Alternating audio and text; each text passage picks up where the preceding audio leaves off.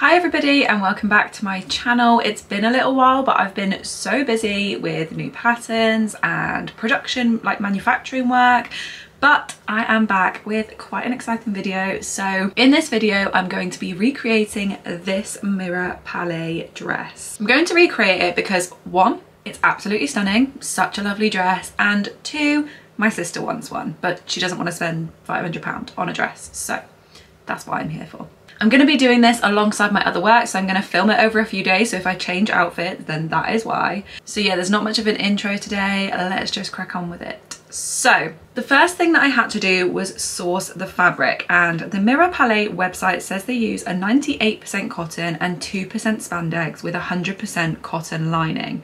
So I found this stretch cotton that should be a relatively good match on Midland Textiles. I also thought that this dress had buttons, but it turns out it's actually self-covered poppers, so I got some of those too.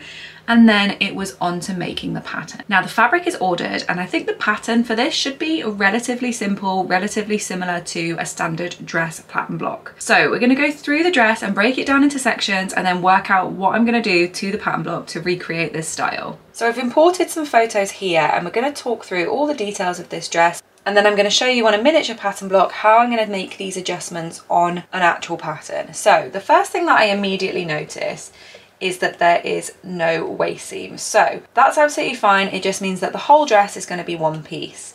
The next thing that I notice is that we have got princess seams here and here, and that is what gives us our shaping. Because we have those princess seams, we don't have a dart here or here as you might expect to see, and we don't have any darts here or here.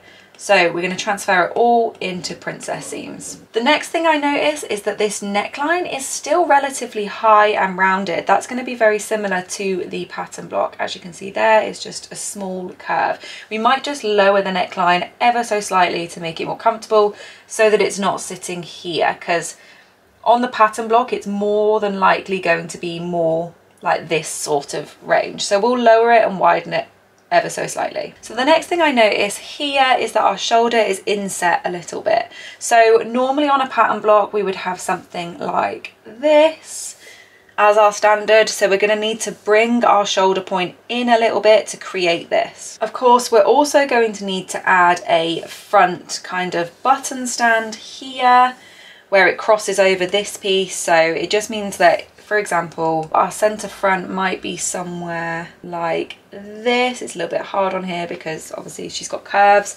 So our centre front might be somewhere like this, and you can see that our button stand is going to extend ever so slightly past the centre front on both pieces in order to give us this area where we can attach the buttons, or poppers in this case. I'm not going to add an extra piece for this, I'm just going to extend the centre front out. When I look at this dress based on a pattern block, I might flare the skirt ever so slightly because I think it will give a better shape, more similar to the dress, because I think our dress block is very much straight like this. So we want to add a little bit of flare into the skirt, and then we'll move on to the back. Now I've got this close-up view of the back, but you can see we've got the princess seams again here, so we're going to do exactly the same to the back as we're going to do for the front. Also, we want to make sure that our shoulder point, you can't see it on this photo, I'll try and get another photo, but our shoulder point is going to come in and match up with this shoulder point here. So we're going to need to bring that in ever so slightly. And also, one thing I don't know if you can see here, this is obviously where the armhole comes to, and normally on a dress block it's quite high, it's somewhat like this, so we are going to need to lower the armhole too. I'm also not going to add this little piece in here because my sister doesn't want it. I don't think it adds much function, to be honest. If you pull it too tight, your poppers are just going to come open, so I think I'm going to miss that out. I think we're going to ignore that. It's very, very easy to add in though. You could always add it into the waist at a later date, so this would be your waist point and you would just insert it to the seams there. The only other thing to note, which you can't see here but I know it's on the website, is that there is a side zipper here. So in there we're going to need to add seam allowance for a side zipper and incorporate that into our instructions, and I'm also going to add a lining to this. So what I'm actually going to add, the facing is going to be sort of up like this and round, and then all the way down the front, similar to that of a jacket, and like this on the side piece, so it will go all the way up and around the neckline, and then the lining will come sort of like this and slightly shorter. It will bring up, all of this will be slightly shorter, but this will go to the edge, and it'll be similar to a tailored jacket sort of pattern. I just think that will give a nice structure to it, and also will neaten all of this edge and add some stability where these poppers are. So that's the kind of lining and facing I'll go for. It is a little bit more complex, and you do have to kind of sew it a little bit more like a jacket or a coat, but I think that is probably the way that they've done it actually for this dress because of the price of it. So we'll be going with that. Okay, so that is all the adjustments kind of logged in my brain. I'm going to go ahead and make these adjustments onto my half scale dress block, and then what I'll do is I'll scan that in to add the seam allowance and blow it up to full size. But just for the sake of video, I'm going to show you on the half scale block. So my measurements will be halved, and I'll try and remember to tell you what the half and the full measurement is. If you have a pattern block, then you can follow along if you want to and do these adjustments yourself, or just follow along for the sake of it, even if you don't want to make this pattern yourself.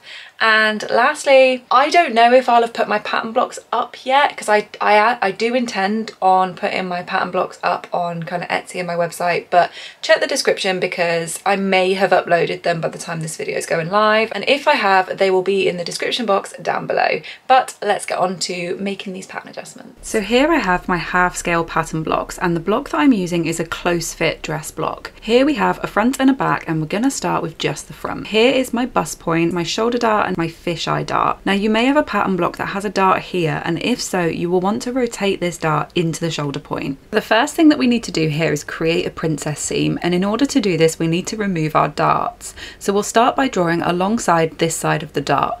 We'll go through the bust point and then up this side of the other dart. We'll do exactly the same on the other side. Then we'll completely ignore our darts and gently curve our new lines around the bust point.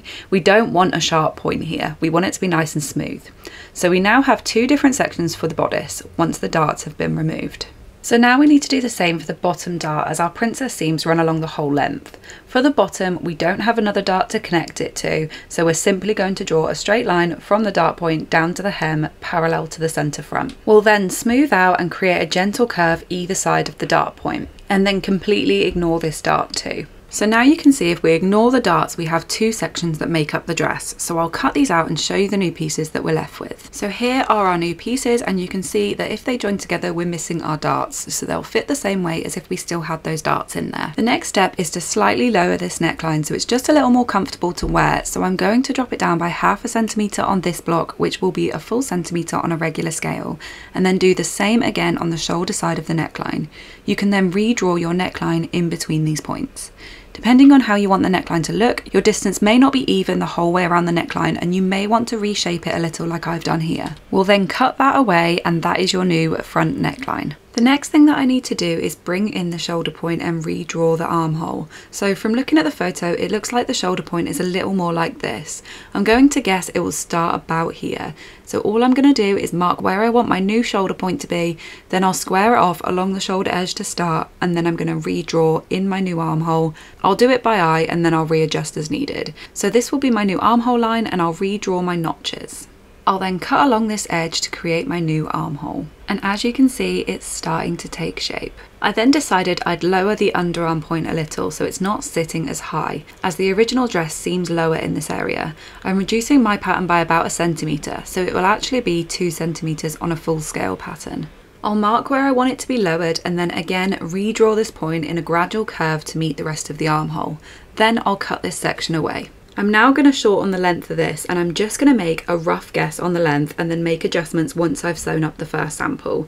So I started by measuring down from the waist and chose to make the skirt 18 centimetres in length on my half scale, so 36 centimetres in length on full scale. I've drawn a straight line at this point across the centre panel as the hem here is already straight. Then I've matched up the centre and side pieces and continued this line across from the centre to the side panel. The side panel does curve at the hem though, so what I'm going to do is measure from the hem to the new hemline and then mark this measurement all the way along the side panel to get my new hemline. I'll then match up my points and redraw in my new line. Then of course I just need to cut off the excess and I've got my new shorter hemline. So here is what my pattern is currently looking like, and I have one more adjustment to make. I've decided to sample without adding any flare to the skirt, as I'll determine how much I need to add after making the first sample. So I'm not going to make that adjustment just yet, and that means that all we need to do now is extend our centre front for the button stand crossover area. So in order to do that, I'm going to get some extra paper, and then I'll stick the centre front of my pattern onto it with enough room to extend it. Once it's stuck in place, I'm going to draw a line parallel to my centre front to extend it, and I'm going to extend by 1.5 centimetres on my half scale, so 3 centimetres on full scale. I'll then mark where my centre front is and connect the new line to the neckline and hem at a right angle. So I'll cut the excess away, and that is the front completed for now, so now I will move on to the back. Before we go ahead and do the princess seams on the back, we want to transfer over some of the details from the front. So first of all, we will match up our front and back neckline to see where the princess seam on the front finishes. Then we'll mark this point. Then we'll take our front side piece and match this up directly next to the point you just marked. This will show us where the shoulder point meets the back. We also drop the underarm point of the front by 1 centimetre on the half scale or 2 centimetres on the full scale. So I've marked that as well. Now we can match this point to our new shoulder point in order to create our new back armhole. Again, you can shape this however you want it, and it doesn't need to follow the original curve as we're not including sleeves. Remark your notches and then check your side seam matches the front. Once you're sure it all matches, go ahead and cut along your new armhole. Now we need to create our princess seams, and we want our princess seams to meet where they finish on the front. So we'll draw a straight line from the top of our dart to that first point we marked. Then draw a straight line from the bottom of the dart to the hem parallel to the centre back. Once your lines are in place, you can create a gentle curve at the top and bottom of the dart where it meets this line, as we don't want any sharp corners here, and then we can completely ignore the dart again and cut our 2 panels out. For the length, I matched up the waist of my front and back side pieces and marked on the back where the front hem meets the back. I then did the same with the front centre and back centre pieces. I then drew a straight line on the centre at this point and matched it up with my back side piece. I marked a point here where it meets, and then drew a gentle curve between this point and the point I marked on the side seam edge. Then I cut away the excess. So there we have all of our main pattern pieces, and I've written on each piece the name of the piece and how many we need to cut of each. So this will be as follows: front centre, cut pair; front side, cut pair; back side, cut pair; and back centre, cut 1 on fold.